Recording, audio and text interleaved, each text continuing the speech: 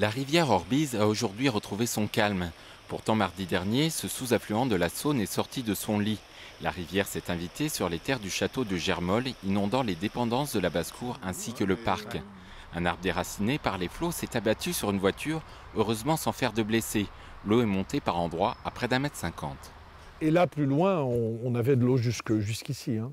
Quand on a été chercher les chèvres qui étaient là-bas coincées dans le pré, hein, il y avait 6 chèvres qu'on a été chercher, hein, on était jusque-là, hein. Et donc on prenait les chèvres dans les bras, puis on les a amenées dans le château et on les a mis dans le cellier pour les sauver, quoi. L'eau vraiment arrivait du fond ici et traversait toute la pelouse là. Et c'est pour ça que c'est allé après là-bas vers le mur et que la force était telle que ça a couché le mur par terre.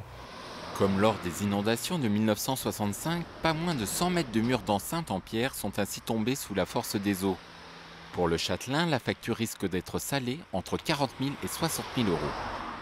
Le château est classé monument historique, ce qui veut dire que le mur qui est ici, qui est aux abords du château, hein, doit être reconstruit à l'identique. On ne va pas faire un mur en plastique, hein.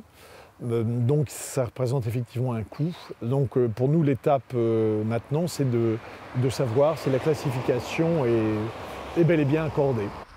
Pour faciliter les indemnisations, les communes sinistrées du Grand Chalon ont effectivement demandé leur classement en état de catastrophe naturelle. À Melcey, le palais princier situé en surplomb de la rivière n'a subi, lui, aucun dégât.